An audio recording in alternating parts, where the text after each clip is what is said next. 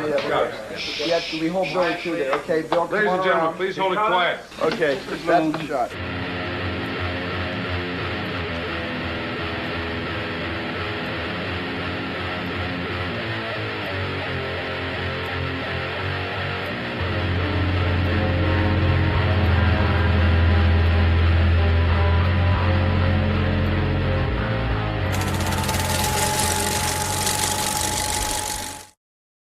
Thank you for ripping another ticket to Hellhound Film Club.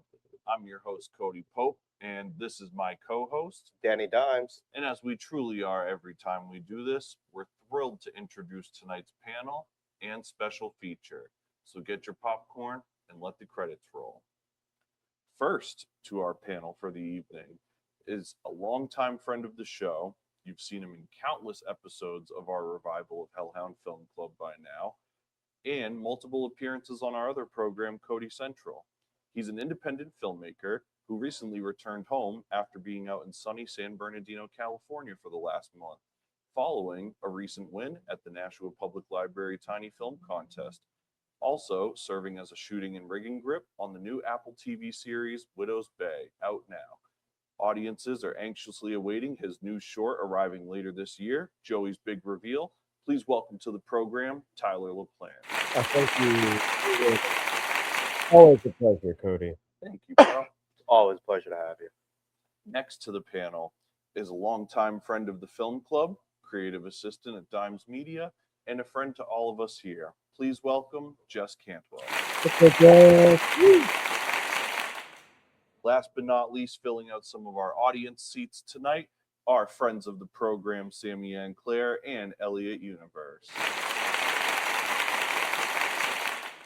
And as always, thank you guys for joining us tonight. We're grateful to have you here for another special installment of the Hellhound Film Club. But before we get too deep, first things first, as always, we are live here tonight at the spot in downtown Nashua, New Hampshire. One of New Hampshire's first dry bars and Gate City's most interesting entertainment lounge, featuring a delicious selection of premium mocktails, kava, coffee, tea, and more. So check us out here for Hellhound Film Club Live, free movie nights and podcast recording on Wednesday nights at 217 Main Street, Nashua, New Hampshire, when tickets get ripped at 7 p.m. And exciting reminder, if you are new to the program, we're pulling random winners before the end of each episode. One commenter from last week's video is going to receive a prize, and one random attendee of tonight's live recording is going to win a prize each week as well. All you got to do is either comment on the videos or show up here and watch a movie with us in person. Tonight, somebody's going to be going home with this 1-of-1 12x18 custom Hellhound Film Club commemorative The Untouchables poster featuring the one and only Robert De Niro as Al Capone. You cannot touch that. So we've selected our raffle contestants for the evening. That was kind of dope, that little glimpse into the camera rigging through the reflection. All right.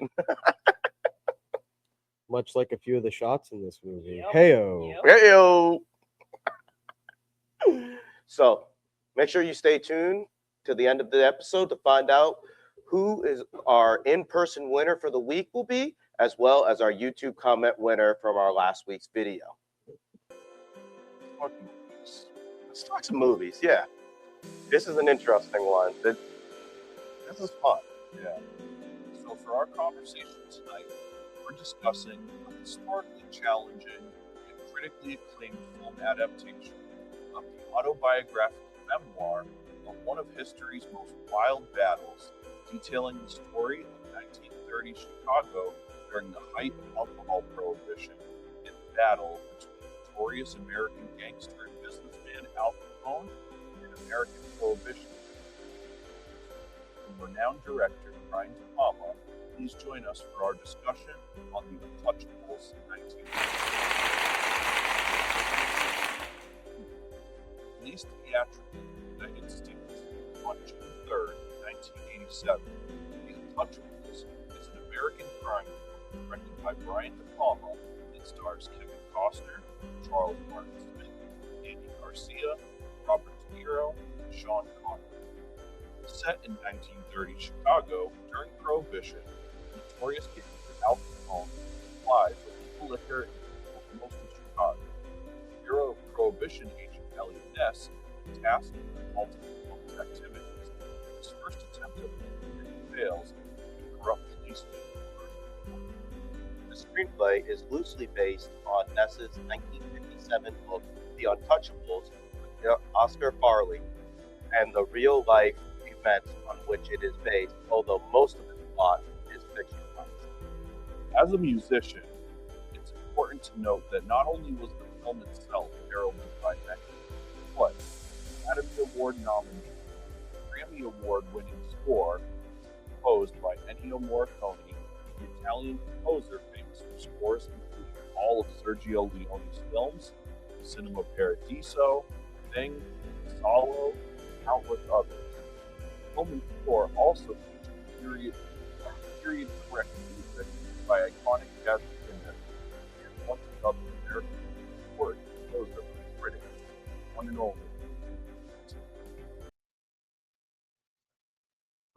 So, The guy who did the soundtrack for Solo, 120 Days of Sodom, also does that. That's Yep. fucking nuts. Okay. Sorry, we can get into this. he's like, if That took me back for if a you look second. up his repertoire, he has like over 70 something Yeah, credits. the Italian countryside. Yeah, for real. Straight up. So obviously, as you guys know, tonight we watched I almost I just wanted to say The Unforgettables for some reason. I guess it was kind of an Forget unforgettable about it. movie too, but The Untouchables. Yes, thank you. Let's start that over. Holy shit. Dude, Loved it. I told him earlier, I was like, we need a tape rewind thing. So I found one and put it in here. Of That's course, sick. I'm the one who needed to use it 3 seconds into the fucking show. I'm so happy over this right now. You have no idea. I thought it was gonna be me. So we watched The Untouchables tonight. And first thing I want to ask, this is like an open question to anybody. Prior to watching the film, had anybody read the book upon which this was based? I can't read. I have unfortunately. never read this book. Okay.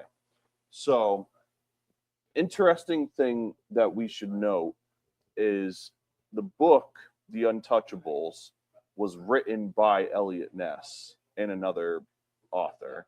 So it's his version of the events. And this takes place in 1930. The book came out in 1957. So not only is it an autobiographical telling of this story, it's also telling that story nearly 30 years Yeah. after it happened. So I just think that that's important to have as a frame of reference going forward. I feel like that'll probably pop up later on in the podcast. But Yep. like, I have some questions about how true to history a lot of Yeah. this was.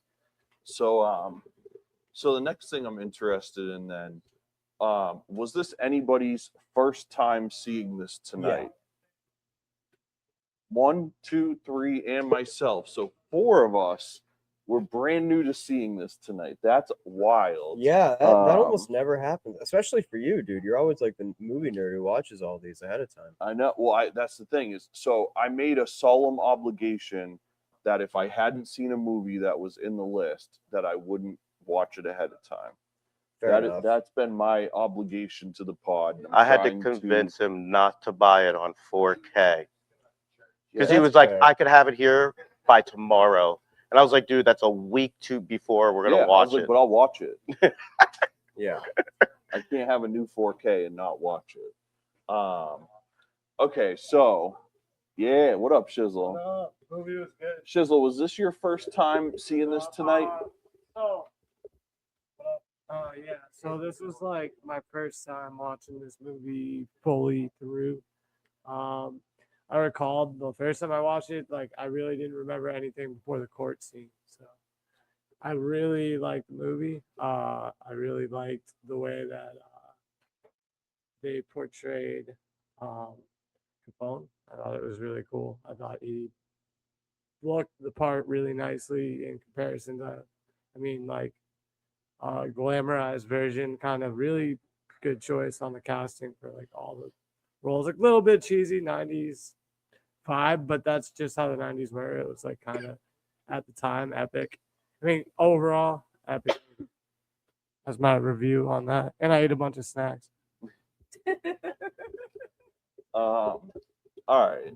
So, all right. So I gotta ask. I want to ask everybody what their thought was on the movie, but I want to ask before that, how familiar were you with prohibition in the United States? Like like how much of like an understanding did you have of that?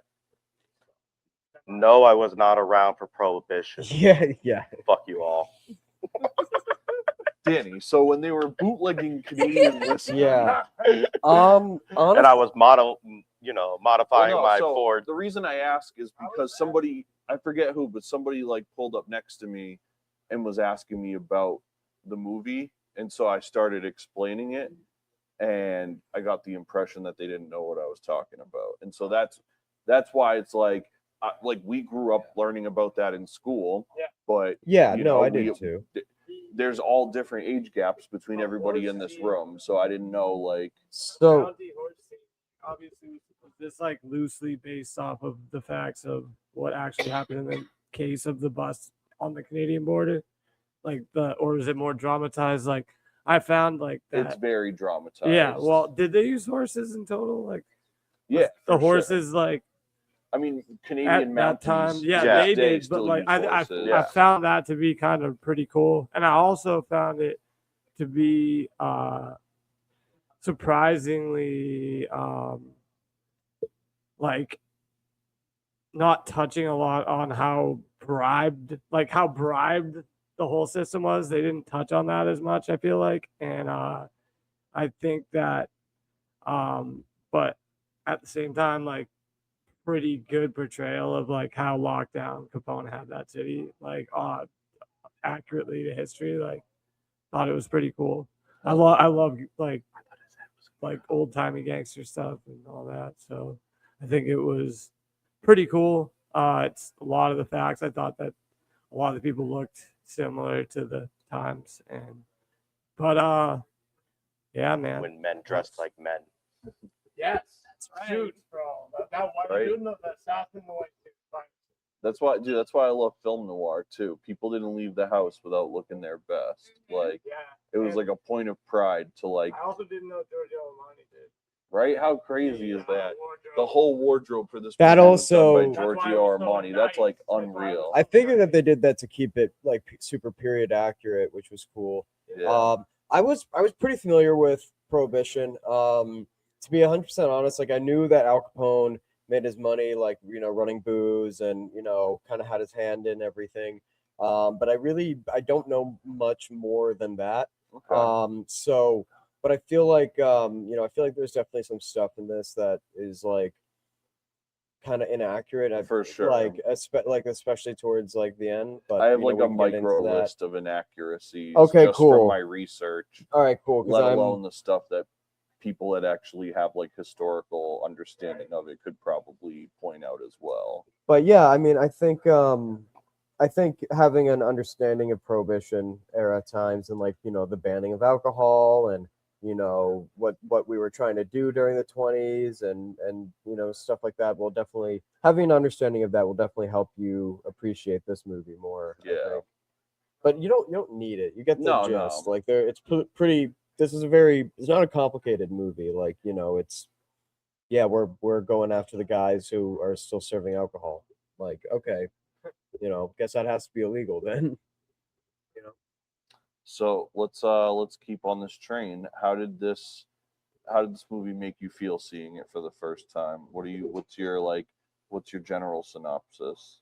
So I don't outright dislike the movie. Well, I thank think goodness. no. Okay, so I do like it. I think there's a lot of like Brian Brian De Palma is an amazing director. He knows how to place camera. You know, he knows how to carry through a scene. Like, but I don't know. Overall, it kind of feels a little bit like a dad movie, like something your dad would put on or your grandpa would put on, and you know, I don't know. It reminds me of something that like my papa would like, which is fine. There's a lot Well, of yeah, I movies mean, I I like feel with like my your papa but- must have good taste. No, he does, but like this is like a, I'm trying. I don't know how to say this, but it's like it just feels like a dad movie. Like it's simple. It's to the point. These are the good guys. These are the bad guys. Like, yeah, which is fine.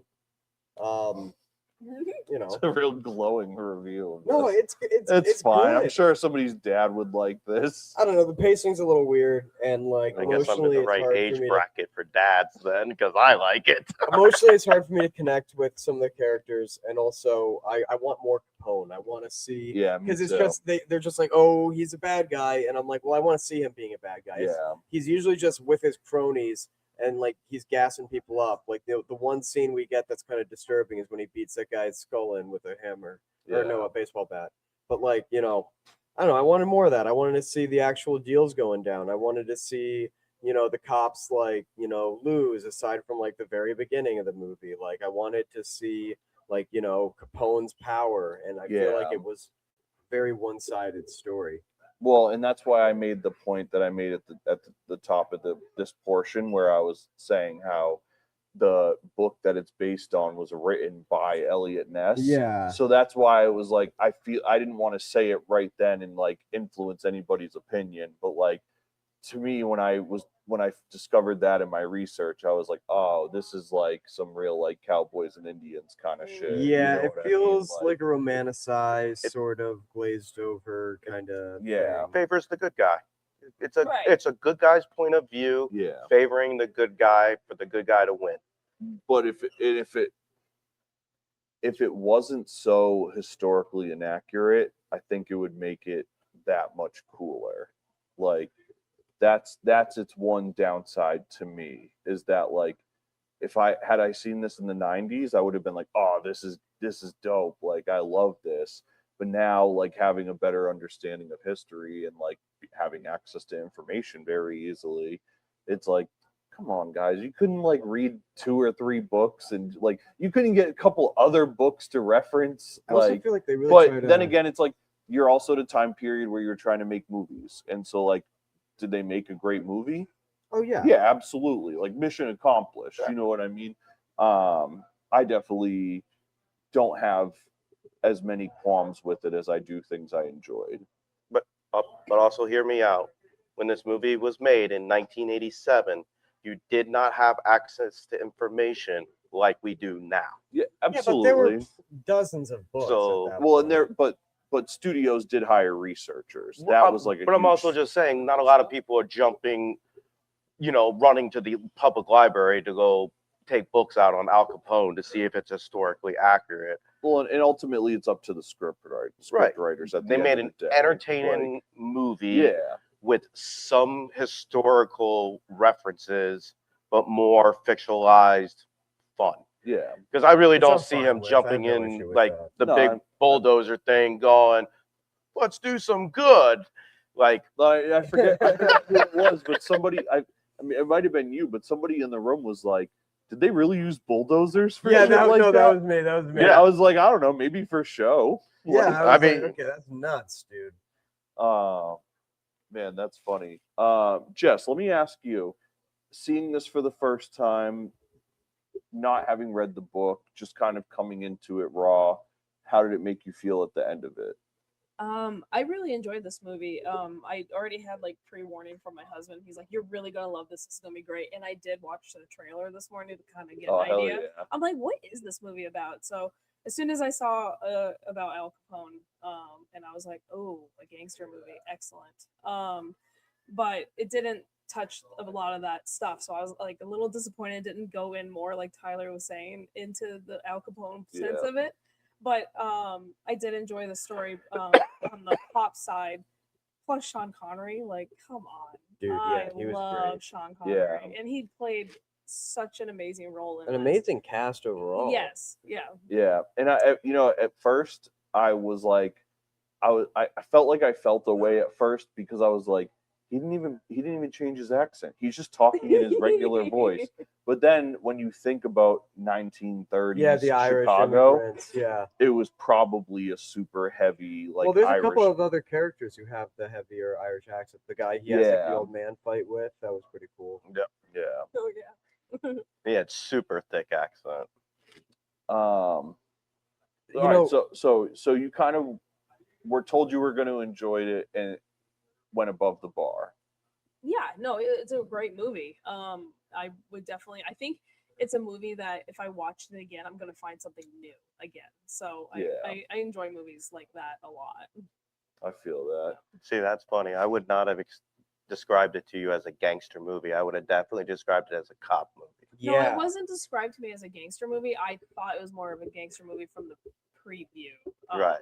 Yeah, I would say it's a crime drama. Yeah, If somebody had yeah. asked. But when I think of like a gangster movie, I'm thinking like Godfather. Oh That's yeah, fair. definitely. You know what I'm saying? Like, Especially having Robert De Niro as Capone, and like I feel like he has like less than 10 minutes of screen time. It's kind of Yeah. nuts. So that's the most brilliant casting choice, but the worst used casting Not choice. utilized. Like he was great at Capone, yes. but he should have had fucking 30 or 45 minutes of screen time without a agree.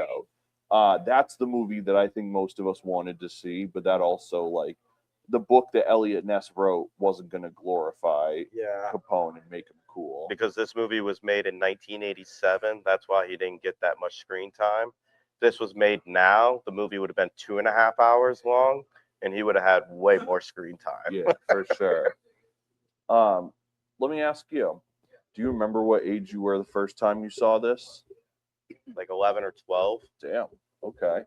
It's kind of So an intense movie. I know. I was gonna say, do you remember like how that made you feel after seeing that back then? Absolutely loved it. I thought Kevin Costner was the coolest guy in the world. Malone, Sean Connery, absolutely loved him. I thought he was the coolest. When I grew up, I was gonna have a pump shotgun. That was the reason. That's the reason why I now own 3 different types of pump shotguns. Is because of this movie. No doubt about it. Like that. And now that I'm older and I know more about guns and much more about guns, I just found it hysterical that every gun that they had was a short range gun. Like they had a Tommy gun, which was highly inaccurate, and then they had a shotgun. Wait, no, they used Tommy guns back then. I thought that was like the time frame. Right, but they were highly inaccurate guns.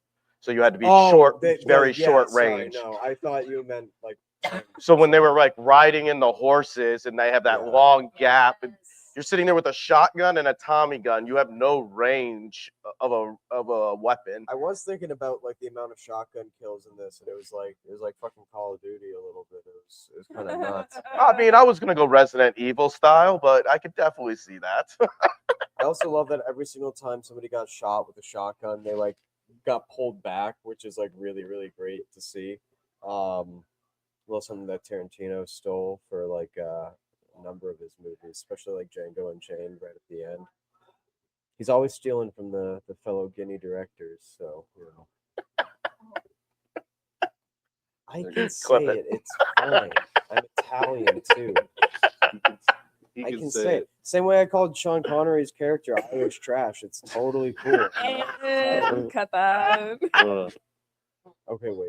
This All right, episode sorry, was Cody. sponsored by Tyler LaPlant, That's fine, whatever dude. his next gig is. Blur it out. This dude. episode was sponsored by Irish Spring. This episode was sponsored by that Apple TV money. Let me, Tyler, Sure. you want to make it up to me? Yeah. If you're going to destroy the potential of our podcast, will you Okay. do a field report for me? Yeah. Who do you Okay. want to talk to? I want to talk to the one and only Sammy and Claire. All right. Sammy, you're up. I'm coming to you. What up? Live from the field. What am I supposed to get in?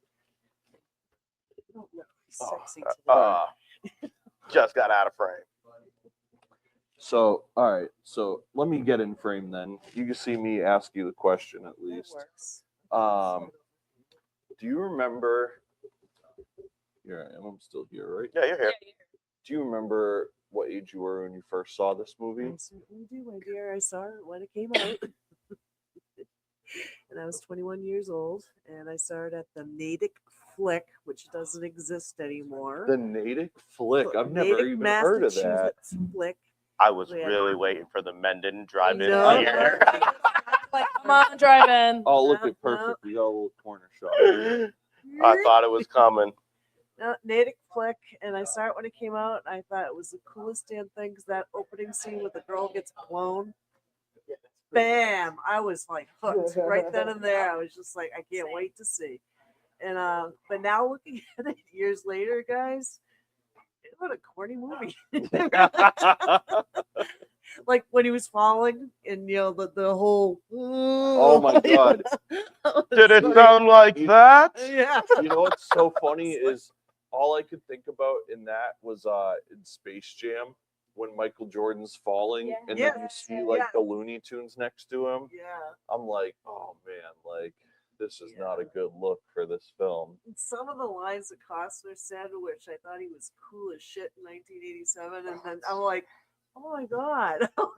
Man, honestly, I think Tyler made this point while we were watching it. He literally, I don't know if anybody else heard it, but I heard it right in my ear, and he was like, I wish Harrison Ford got this role. I heard him. And I was like, what a Yeah. like, even though that done so much. Yeah, good Yeah. call. Good call.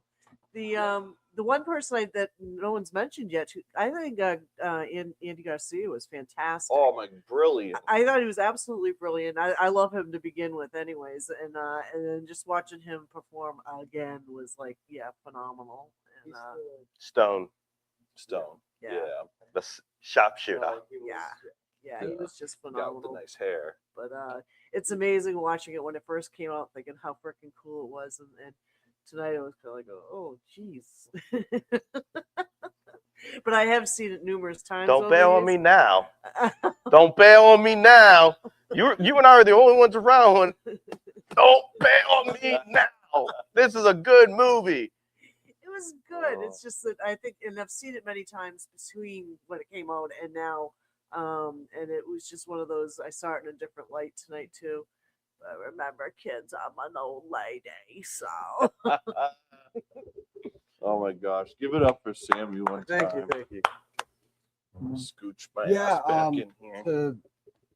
I don't know. I think Kevin Costner does a good job, and it's not me hating on him whatsoever, but he's not menacing, and he feels more like a Boy Scout sometimes than he does like this hardened cop or grizzled cop. Where I feel like Harrison Ford, especially because they're right around the same age, or maybe Kevin Costner is a little bit younger or something. Costner, I think, is a little bit younger. Yeah, but anyway, Harrison Ford would have fucking killed it. Oh yeah. I think and I agree, not to harp on stuff, but the dialogue's kind of hammy, and it's like it tells you exactly what you need to know, and there's no sort of depth, but where everything kind of makes up for it is like incredible editing, incredible cinematography, incredible directing. And yeah, I mean that intro, like I was, as soon as I saw that guy leave the package and the kid pick it up, I'm like, oh, that kid's about to blow up, aren't they? Mister. Yeah, and it's so on the get nose, off your briefcase. and it's so unnecessarily funny too, which is like something I think Brian De Palma does really well is kind of balancing kind of like a dark humor, and yeah, it's an incredible hook. Like I was engaged throughout the movie, despite I think a couple of scenes, like the scene where he throws the guy off the roof. The pacing on that is just fucking off. It's like, so the chase is fine, but when he gets to the rope and it's the aiming and it's the struggling, it's just like, come on, like let's get some. There's like 3 or 4 scenes like that just kind of stretch out a little bit, but one place where he stretches it that I really fucking love is the baby carriage going down. Like initially the setup for it is painful. It's like, okay, this is too much. But the actual payoff of the fight, of like the shootout with the baby, like it's fucking sick. It's really cool. And I wonder if that actually happened. For me, that scene is about, is he gonna blow up another baby? Like, is he gonna kill another kid in this movie? I know, right? I mean, Yeah, they did seriously. shoot through the stroller a few times, and I'm like, how did that not hit the child? All right, I'm going to jump us to our first section of this portion, which is on the story. I just really wanted an excuse to. No, I hadn't screwed up yet. That's what he's been waiting for. Jess, let me start with you. What is your general feeling on the overall plot, taking into consideration the task of translating a 1957 autobiographical memoir of a 1930s historical recollection into a dramatic adaptation? You want me to go first on that? Well, I'm just saying, with all of that stuff in mind, how did you feel about the story that you were presented with? I personally I enjoyed it. Obviously, but I feel like even though they're writing it in the 50s, they did live through it. So I Yeah. mean, they knew the time period and they knew what was going on. So I don't think like there was some inaccuracies on some things, but overall, I thought it picked it up pretty well, and I don't know, I enjoyed it. You're not under. We I don't. I we just don't. genuinely want to know. You're Yeah, like I'm answering like- like you're under scrutiny. Like, no, I thought it was okay. It was it was really. I mean, was it bad? Yeah, it was bad. I agree. Do you know how late it is, and you're asking me that sophisticated of a question? I was gonna say that was an intense question for me. It's like if they And then she made, sweat a little bit over there as Actually, the I question did a little, was. like, back here, a Well, little here's bit the thing. sweating. The reason that I framed it as that, because if I was just like, what did you feel about the story? Absolutely, there's things that are easy to critique within that story. But when you put it in the context of having source material and how that source material was developed, it kind of gives you a little bit of like what you have, like it kind of changes the scope of how you assess the story, in my opinion. So it wasn't to like overwhelm you with stuff. It was more to just frame the context of like, do you like the story also like respecting the situation that it had come together? Yeah, in? definitely. I think I got a little confused on some things, like when they were in the cabin and they were waiting on by the bridge, and then all of a sudden the horses showed up. Oh, I mean, they had the horses beforehand, and I'm like, isn't this supposed to be Chicago? Like, what? Where did the horses come from? I think they were on the border. They had, yeah, They they were on were the border further of north. Canada. Yeah, yeah. But I was like, oh wait, because then the Canadians showed up, so I was like, Yeah. oh, okay. I feel like the way I kind of look at this is like it's like if they tried making like a film adaptation of like Plymouth Rock story, Yeah. where like if you're unfamiliar with some New England lore, like Plymouth Mhm. Rock was like somebody's great grandson or something who was like an 80-year-old man. Town of Plymouth was like, hey, where did your great grandfather land when he came on to Plymouth? And he's like, it was this rock, and then they engraved it and set up the thing around it, and now you can throw your trash at it if you want. That's a pastime you can do in Plymouth. Yeah, it's like just a rock. It's not anything special. But the point in that analogy being is that this is a fun action movie. Like it has stops, it has sounds, and I don't look at it as like a super historically accurate. It's an adaptation of a book that was written 30, 40 years after the events actually took place from a guy who's going to be super biased Yeah. and also kind of paint like literally just killing people like, yeah, they're criminals, but it's like due process kind Yeah. of still exists in the 20s, dude. So like, But my body count though. yeah, no, it was, yeah. So like, and that also brings me back to my point of like this being like a movie about like, middle-aged guys being like cool and like getting the job done, even if it means like going outside the law, which is like, again, a very dad and grandfather vibe movie, in my opinion. Brings me back to my point. I mean, that's fair, but I also feel like that's like, Or like anything that Liam Neeson does. that. Oh man. You know what I mean? It's like in no world possible would this 50-year-old fucking man Look, be traveling to Paris and like fighting all these guys. want to ride. I don't want to ride for this movie harder than I should. No, I This is really not like this This is movie. not Taken level. No, I'm not saying it's Taken level. But here's the thing: it's like come on. it's like so. Goodfellas is a movie that is adapted from a book about events that happened in the 50s through the 80s, right? Yeah. So like, you know, I take that with the same historical grain of salt. But here's the thing: is like we see these characters' day-to-day lives. We really get to live with them, and like this is something that like it feels like it happens over the course of like 6 months, maybe.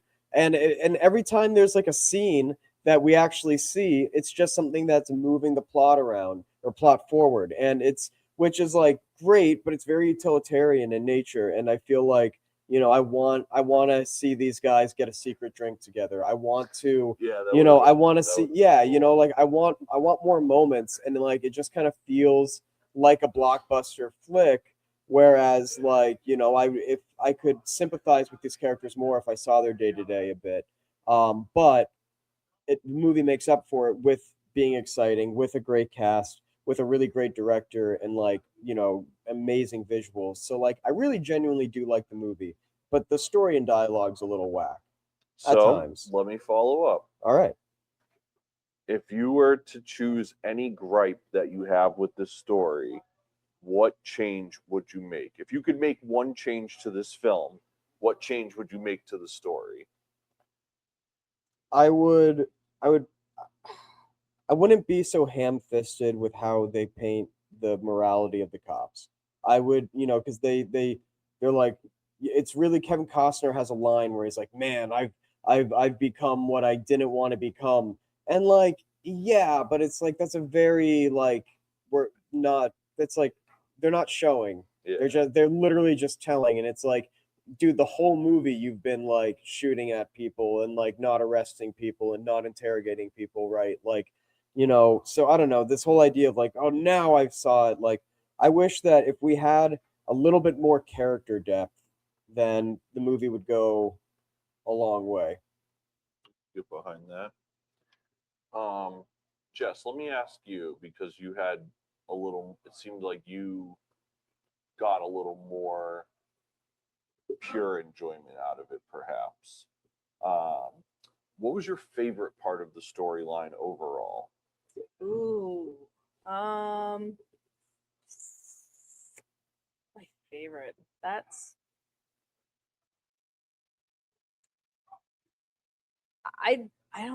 I can't pick like a specific one. Anything that like Sean Connery is doing. I mean, he's just amazing. I He's loved pretty every great, bit of yes. him. I was like, I need more. Probably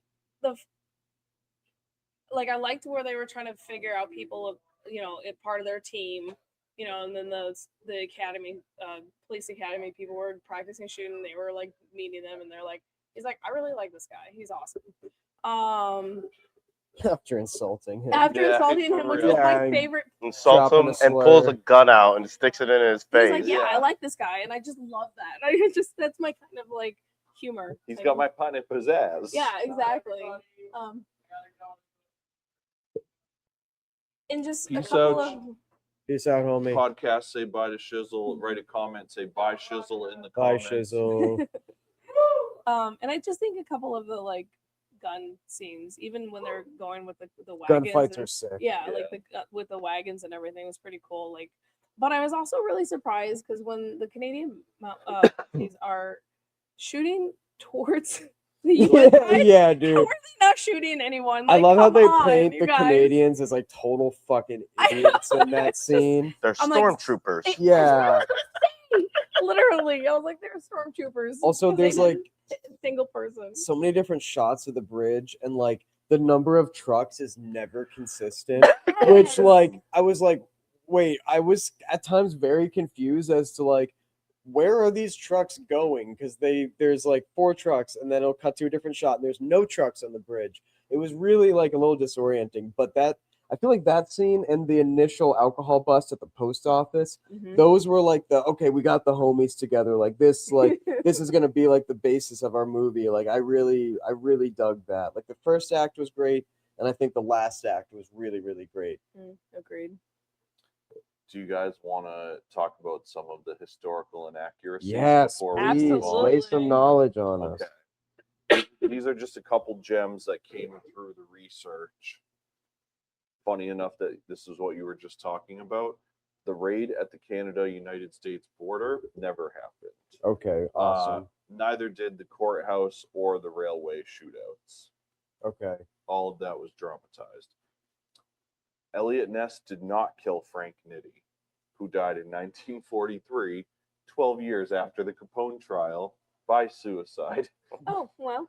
Epic. He was actually scheduled to be in court, and he killed himself the day before he was scheduled to be in court for something like totally different. I'd do the same thing. So that was another just like super draw. Like they're like, oh, great villain like side arc.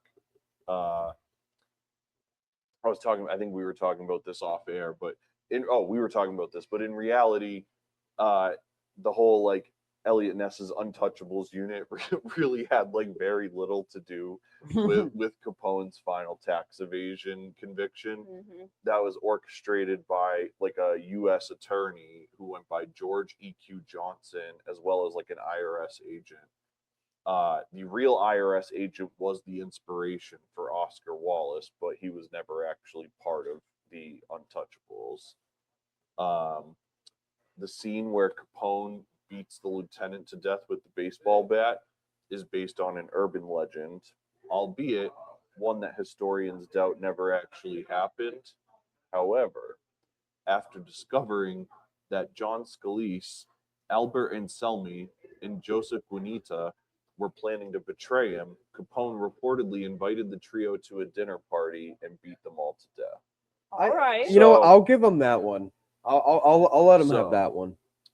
And then the final thing, which I think you might have mentioned this as well, but in the film, Ness's wife is called Catherine, and they have a young daughter named Caitlin.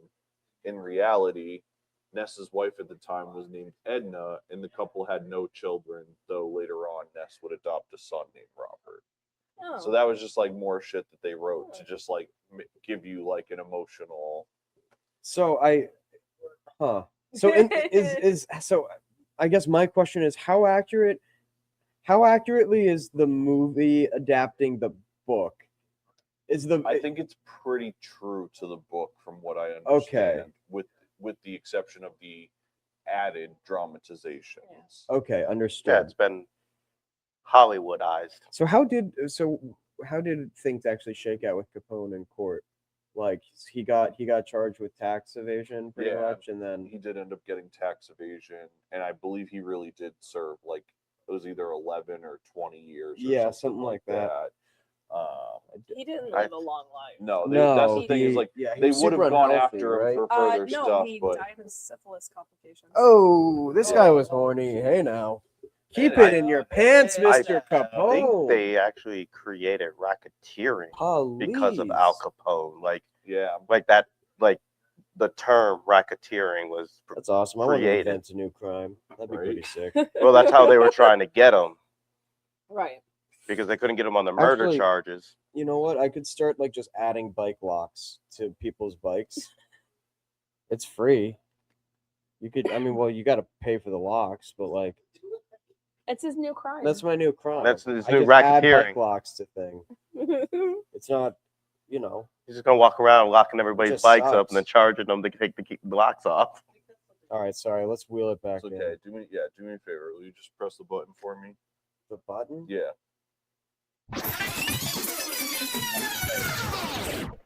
Thank you. We're gonna head to the next chapter. I was bad at improv. There. Sorry, I did not yes and well. That's I know. so good. Terrible. Oh my god. You're like, what button? This is why we can't give them the controls to the producers. Stuff. I made these controls. Right, that's why we gotta have a producer not allowing you to hit the buttons. I built this show. I can tear it all down. with my own hands. One by one. I Let built me- it brick by brick. Let me you know what, Danny, I feel like we haven't heard from you in a long time, believe it or not. I'm sure the bar over there wouldn't say the same thing, but how did the acting performances translate, considering that it was like a 1930s portrayal? I thought it was great. I thought the cast selection for this was excellent. I think all the way through and through. Would I agree Harrison Ford could have made a better? Yes, but oh yeah, dude. but I don't think he has the boyish looks even in 1987. He didn't need the character. Doesn't I don't buy Yeah. boyish looks on him personally. But would I think want- that's the thing. Oh, Like hey, can you do a field report for us? I think it's the young appeal. The unless they like really make that part of his character, which they don't in this movie. Like it's hard for me to get by. I would be fine with 30 to 35-year-old Harrison Ford in the role because, like, you know, the movie's already fucking inaccurate. Like, you know, who cares? Let's age him up. Let's fuck his adopted son. We'll have a biological daughter. Elliot And Ness wanted to look Edna's good. not a Fine to hot name. Now disagree. your name is Elliot Ness, something what else. were you Elliot Ness, what do you got to I'm say? inclined to disagree with this whole thing about the casting. Elliot Ness, what was his job position? Treasury something? Is treasury He's a agent. treasury agent and like a prohibition agent. Yeah, he's And a a treasury fucking agent. pig. The people at the police station basically like look down on him. You don't want someone that looks super mannish and stands out. He looks kind of like basic and like boyish, and I think it fits what they were trying to show he was. They didn't take him seriously, and then he showed them how serious he could be. I think Harrison would have just looked too hard. And you know what? I can't even disagree with you. But if you're okay with the historical inaccuracies, I'm okay with Harrison Ford being Thank you. a brutish, Now he needs to handsome Elliot devil. Like I could take that and still enjoy this movie just as much. They look Like, similar enough. let me ask you guys real quick. I got other questions in the acting realm, but just real quickly, Yeah. how did the acting performances translate for you? I think it's a great cast for the most part. I mean, dialogue's a little like ham-fisted, but overall, really great performances. Like, I don't know, I'm in the midst of watching Mad Men with my girlfriend, and there's something about like they really had amazing dialogue coaches on that, and like, or sorry, not dialogue, dialect coaches. Like, and I think this movie probably could have served from that a little bit. Like, Sean Connery is going to do his voice no matter what. You hire him for his voice. I'm fine with him doing the accent, but like a little see here, you know, would have been real swell, you see, and we'll have a real boy time. Like that would have been a little bit of that, just a little bit, because it's like, you know what, motherfuckers talk like that back then, and I feel like everybody was just like, you know, doing their established voices, and I wish could have seen a little bit more of that, or at least somebody, you know, talk like that shit. Feel that. That's it for me though. These damn dirty dames, she. Pick the pack Real of boys, pickles see? for a pack of Piper. Pick up pack of pickled peppers, Piper. Jeff, same question to you. 500 points. I enjoyed the casting. I thought they picked really great actors for the roles. Again, we've already said this, but I needed more Al Capone. I needed more Yes, backstory yes. with that. Like, and Robert De Niro, right? That's, Yep. Okay. Yeah. He played just such a great Al Capone. Like, even the little bit of scenes that we did see, he did a phenomenal job. I actually had to like look it up real quick, and I was like, "Who's the guy who plays Tony in Sopranos?" I'm like, "That's not the James same." Gandolfini. Yeah, I was like, "That's not the same, is it?" But he's doing a R.I.P., my phenomenal boy. job. And I was like, "Oh wait, no, it's not the same person." And then obviously, like I've said this a few times, I've loved Sean Connery. And Kiss your I mother, fat mouth also killer. like Kevin Costner in there too. And watching it, I'm like, that's not Kevin Costner because he's so young. He's You're like, so he's such a young. baby. Right. But it was really cool to see him being that young, and I don't know how far in a career he is at that point. Like, I don't know what else he had before that. 87, that was before. He wasn't on Dutton Ranch, I can tell No, you. he definitely was not. No, on but I'm that trying to track. think. So, like, did he do Dances with Wolves? That's what I was wondering. Yeah, that was 80. 90. That was That was 90. 90? 90. Okay. So yeah, so he to me that's like one of his breakout roles. Yes. I feel like he played like a TV doctor at some point. He had He didn't to. do Field of Dreams until 89. Yeah. So was So it this was like a his couple first? So this years was like after this that. definitely was early on. Was there anything like significant before this? He had No Way Out in '87 also. That was I don't know that one. I don't know that. I wonder I if don't that's a either. remake of that. There's like an old No Way Out. Are we able to make this a Brian De Palma appreciation hour? That 'Cause one I was really done. want That to one talk was with Phantom of Gene the Hackman. Paradise, but if this is not the place to do that, I understand. No, but we can make that happen soon. Phantom of the Paradise bonus episode would fucking rock my world, dude. Guys, if we get 10 comments on this video, we will do a bonus episode that is the Brian De Palma Appreciation Hour. If you guys want to see it, help us get more than 2 to 4 comments on the video, please. If you want to see a movie that'll fucking melt your brain, Because like Phantom of the Paradise. this movie is what landed him Bull Durham, Okay. and then Bull Durham. I don't know that either. So before we Bull Durham. Nope. Ooh, that's a great baseball before movie. we leave this section of acting, Mhm. what I would like to know is, and so 2 things. We're all in agreement that we need the inversion of this movie where it's all Capone's side of things. Yes. So that's on the table. We all agree on that. Perfect.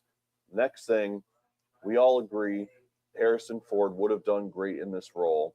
That has been put on the table. Do we agree with that?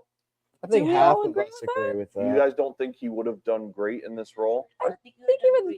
I'm not saying you guys want the change. I'm saying that we've all accepted. Hypothetically, I think he I'm could have saying done we've well. all Yeah. Yeah, I accepted think he that. would have done Yeah, well. I think he he's could have a done well. phenomenal actor. Absolutely. It's not like he couldn't pull it So off. with all of that on the table, any dream casting changes that you could make, if there's one dream casting change that you could make through this entire film, is there one, and who would it be?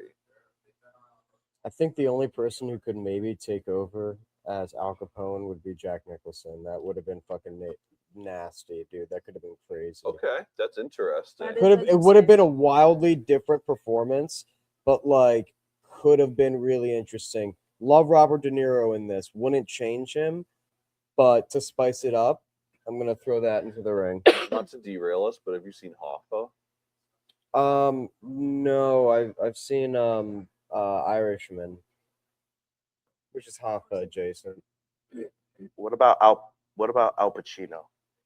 I don't hate that at all. I also don't hate I that. would love that. I'm just saying, Pacino pulling off Capone. I think I feel like it's a Would be little a close to good- being like typecast, especially with like Godfather, Scarface, which is also another De Palma film. But like, Yeah. I wouldn't hate that.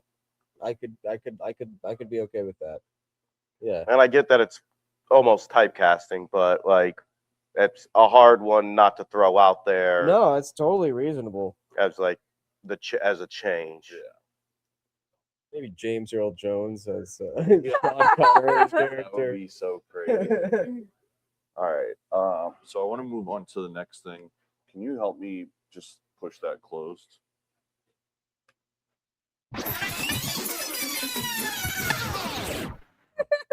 So the next thing that I want to talk about is I'm gonna lock him out of his own account. just wait till I build this soundboard up.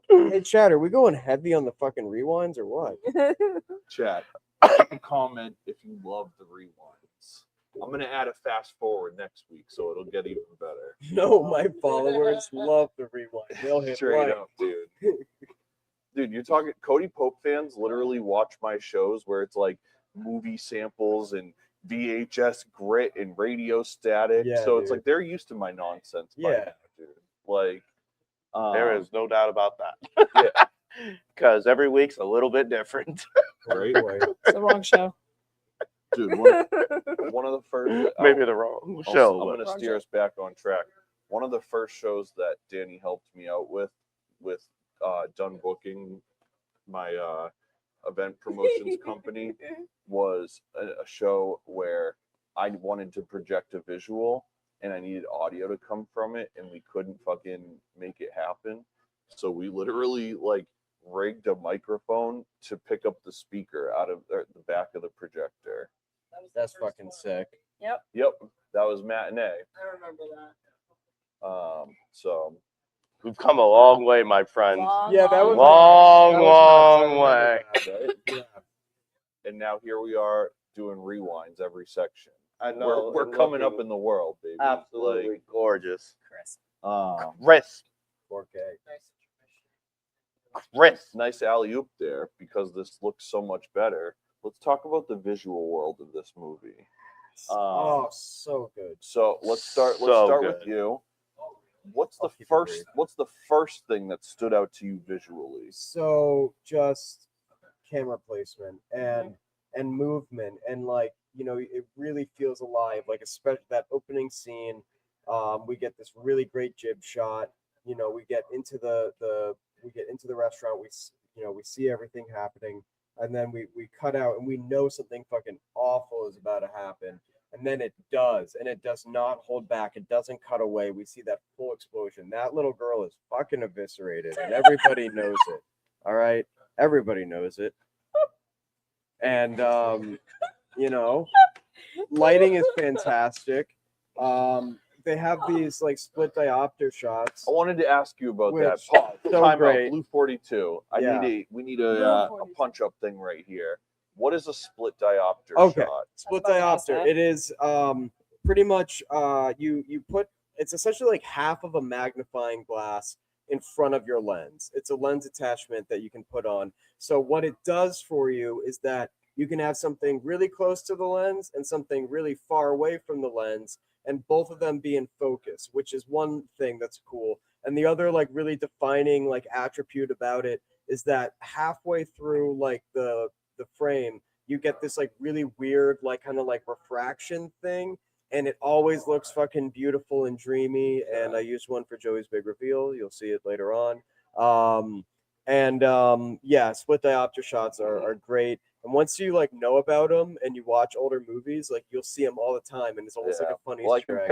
I can picture one of them now with when they were watching the Pagliacci performance. Yes, And then you could see the crowd So- up in the balcony. I was like, ooh, A that's quick- kind of gangster. a And quick you can little see the note opera about that. singer's face Yeah. still. Is what's really cool about that is Brian De Palma always like really knows how to like edit well and like push the camera. And what's cool about that is they're doing like a really early, like we have it easy now with like digital zoom. You can just especially if you're shooting in 4K 6K, but like what he's doing there is like really because you can't move the camera because it's going to fuck up the focus, so everything has to Yeah. stay the same. So he's actually zooming in on the film itself, and like it's pretty smooth, and it's so cool, and it's like it's so great. Such great camera work in this. Is another one of those scenes when they're in the pews in the church? Yes. Okay, I Yeah. noticed that one. I was like, that's cool. Yeah, and it's so cool, and it's a great way of setting up like division between characters, and when it's used well, it's so great. Jess, let me ask you, what was the first thing that stood out to you visually? I thought it actually like I'm trying to think of the word to come up with the clarity in picture for that time, like in the 80s. I actually thought it was pretty clean for the actual filming itself.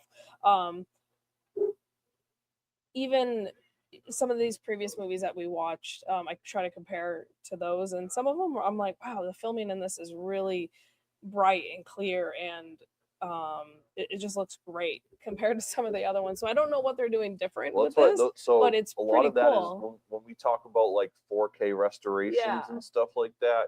That's where a lot of that comes from. Where Okay. it's like, these guys might be able to explain it better than me, but like there's equipment that you can actually put your film through. You can take the original Oh. film negative, run it through a machine, and then see it on a huge screen and like clean it up or change the color That's grading cool. on it, or like you can use chemicals to like prevent it from dissolving. Like there's and so there's a process now to restore things to 4K. That's cool. And that's like what I'm always like yapping about Criterion, but that's why, because they were like on like the forefront of providing restorations to movies that had been long sitting in a vault somewhere, rotting away, collecting dust or vinegar syndrome or whatever, you know. Yeah. So that's really cool that like stood out to you a Yeah. lot, because I think it's pretty recent that they did that, right? Because when we were looking at the 4K disc, it had just come out pretty recently. Oh, okay. So they probably did that in the last year or two. The same director of photography who shot this movie also shot Hoffa, which you were just mentioning a second ago, which is interesting. funny that That's you brought that up. interesting. He That's shot The kinda War of the cool. Roses. I fucking love that movie. You ever see that movie? No. Are you a child of divorce? No. See. Yes. If your parents separated, you'd love that movie if you haven't seen it already. Sorry. I'm just looking at Wikipedia right now. My apologies, Oh. guys. I'm sorry, are we boring you? No, not at all. Sorry, I was curious to see if he shot the Apparently, other we got Brian De Jamie Palma number movie. 2 now. But he also shot Clarido's Way, which is another Brian De Palma film. Carlito's Way? Oh yeah. Ooh, sorry about that. It's part of the Desperado. Clara's Way. movies. Huh? Clara's Way. Clara's Way. Danny, what was the first thing that stood out to you? So you had seen this before. Yes. So I guess specifically tonight, having a much more technical point of view, what was the first thing that stood out to you tonight watching Super this? excited because I thought Tyler was going to steal this from me, and I was really happy he didn't use The this. blocking was phenomenal. Shut up. No. The sequence of filming when they broke into Malone's house, going in through the window, Yeah. one take, like through the window into the house, down around the corner, and then even like the whole entire camera rigging, turning around in the hallway to walk back down the hallway, and then Malone just turning around with the shotgun, like that, like. So that was your favorite thing, right? Yeah, that's a That like fucking visually, amazing that shot. like when I saw that tonight, that like blew me away, because I was just thinking like 1987, like the size of cameras, the way things had to be set up. Like I want to go deeper into how was this rigged and how was this done, because even the sequence, even at the beginning when they're doing the pan across the windows, just following them down. So you can actually see like the camera in. You can see the dolly rigging. So yeah, so with the door, so it's a. I'm guessing they're using a doorway dolly because it looked like it was on a tripod. It didn't look like it was on like an actual like dolly, and it was also like a little bit bumpier. So, which leads me to believe that it was either really like great handheld, or like a Steadicam operator that pretty much like takes it off of the dolly and then like into the thing, or into the room and then around the corner.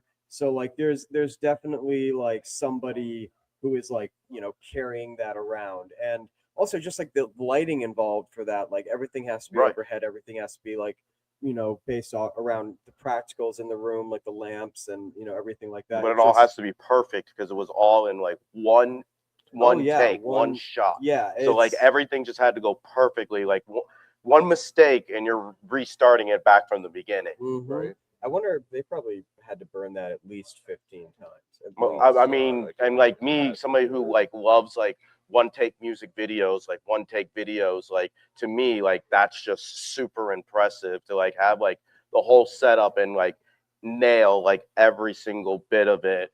I mean, there was even like one point where the camera operator reaches out with their own hand, and like you see the glove, and I'm like, so that part also made me wonder. I'm like, oh, they must have like. I wonder if he gets a credit at some point in the, like, extra. Sometimes people like to throw that in like the credits as a joke, like whatever. The hand. Yeah, exactly. We do. Sorry. Go for it. I was saying we do have some field reporting that Elliot does. You don't know no longer? Oh, okay, never mind. Oh, we had a field report and then you decided not to?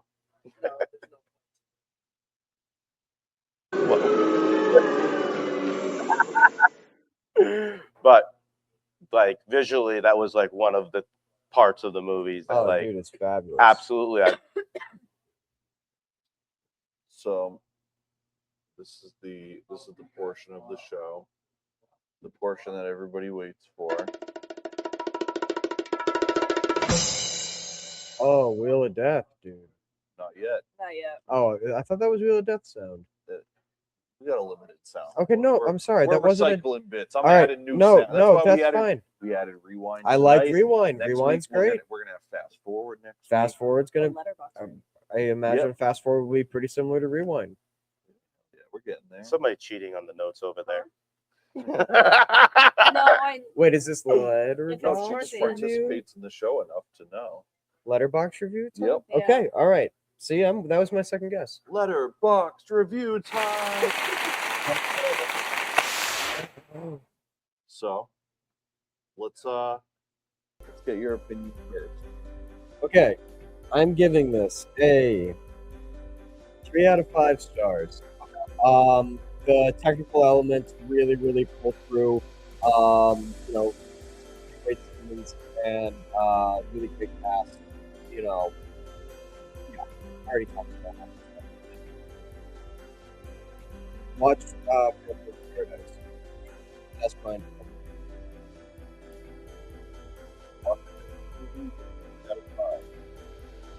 I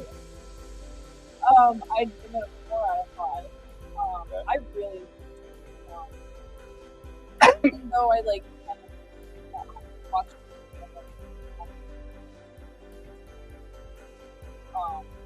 so I just thought casting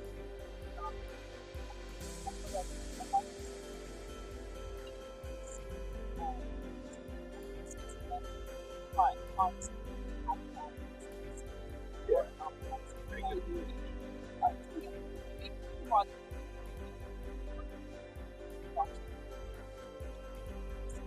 honestly, I really enjoyed it. Well, that's 3 out of 5. I mean, even my nostalgia of how much I loved this movie, it's still a 3 out of 5. Yeah. Oh yeah, you got a letterbox for us over there.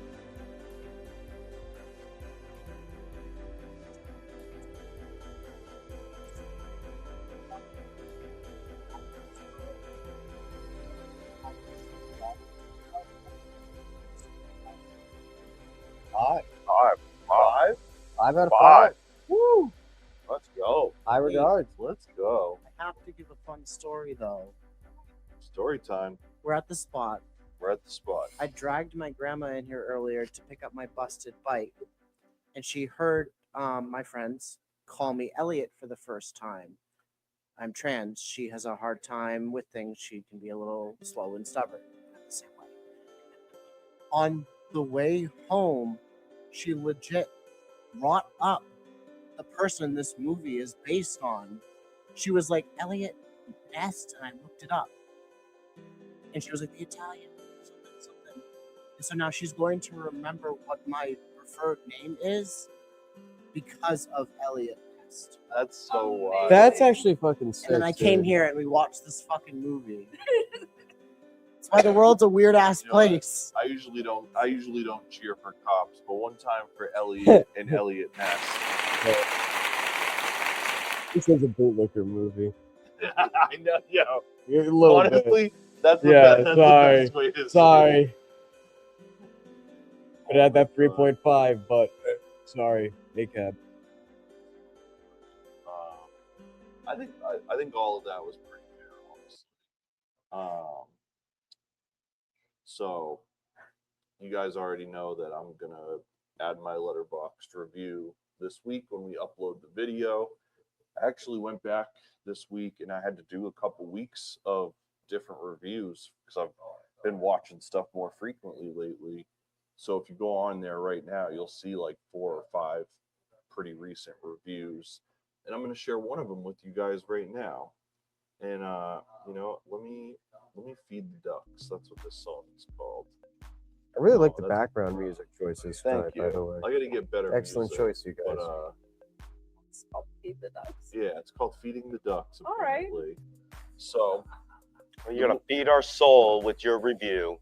I like that. And Shout out to all the little ducks. All right. Jeep, Jeep.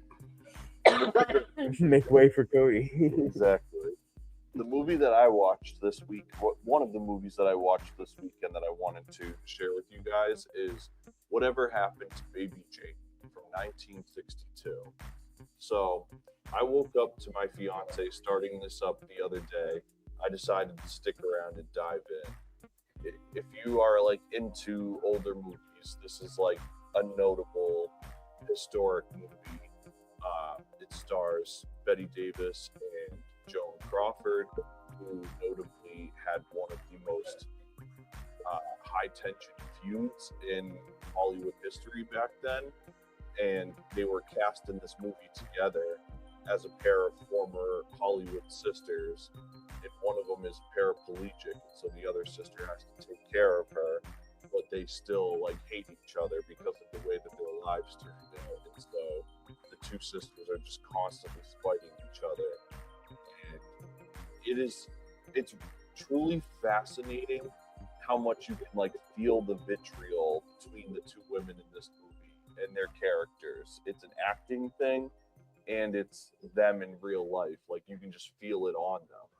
There's these intense moments of like hostility, torture, angst, helplessness. Needless to say, the acting in this is intense, and it's easy to see why this will continue to be looked at and revered for generations to come.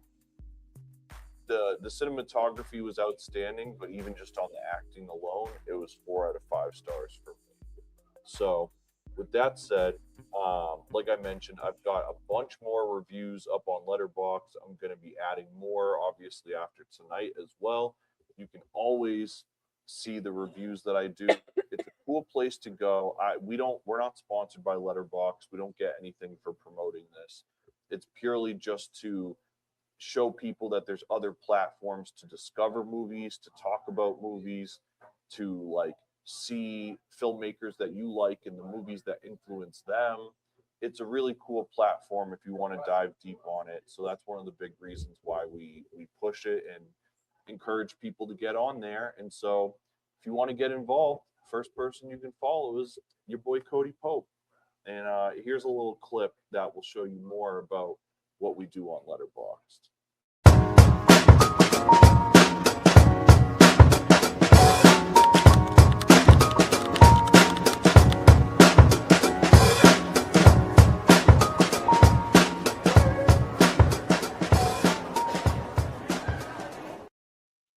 So like we like to do, we're going to run through some local screenings and events. If you have any sort of film-related event, screening of your own film, a micro film fest, whatever the case may be, please shoot us an email at hellhoundfilmclub@gmail.com, and we would be happy to plug your screening into our weekly screening things. So with that said, do you want to kick this off? Why don't you take the first one? June 5th is the Train Spotting 4K screenings presented by Sony Pictures Classics at theaters nationwide. Set in the underbelly of Edinburgh, the city fathers never dreamed of, Train Spotting is the story of Mark and his so-called friends, a bunch of losers, liars, psychos, thieves, and junkies. Hilarious but harrowing, the film charts the disintegration of their friendship as they proceed, seemingly and inevitably towards self-destruction. Mark alone has the insight and opportunity to escape his fate. But then again, does he really want to choose life? Thursday, June 25th, we have Shaun of the Dead, part of the Thirsty Thursday series at Somerville Theater, bringing your favorite movies bars to the big screen. Shaun is a 30-something loser with a dull, easy existence. When he's not working at an electronics store, he lives with his sullen best friend, Ed, in a small flat on the outskirts of London. The only unpredictable element in his life is his girlfriend, Liz, who wishes desperately for Shaun to grow up and be a man.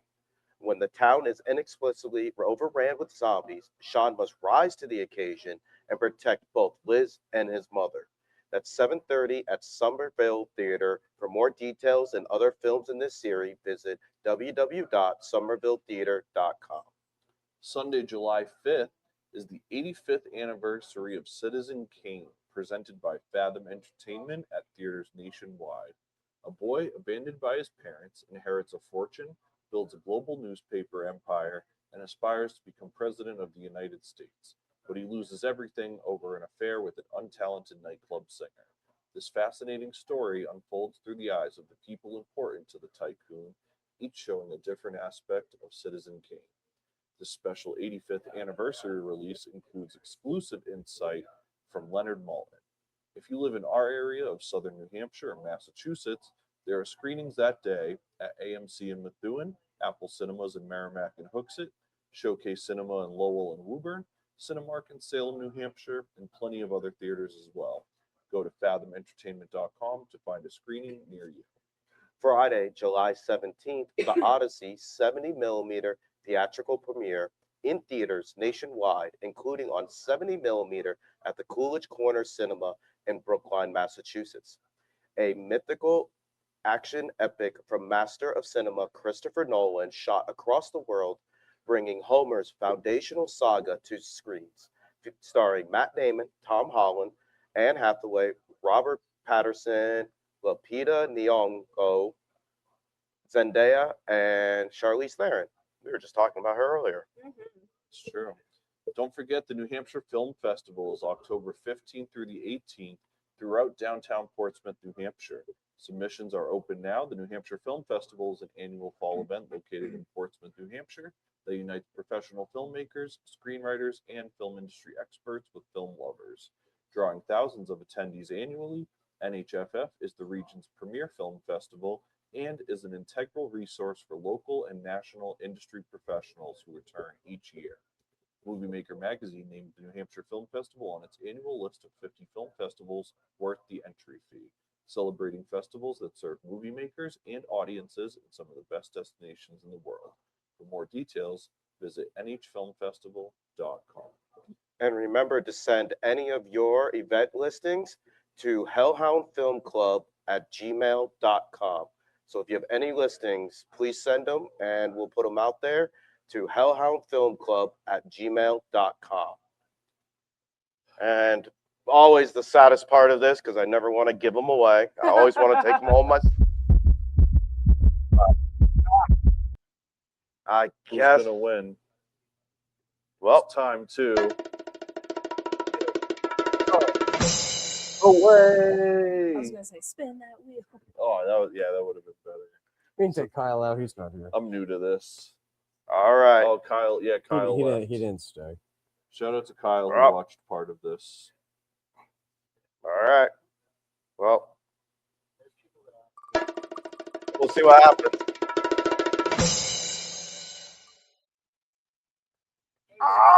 Oh, is it gonna get there? Let's go. Oh, I thought it was gonna get there. Right on the hair. Oh, Wow.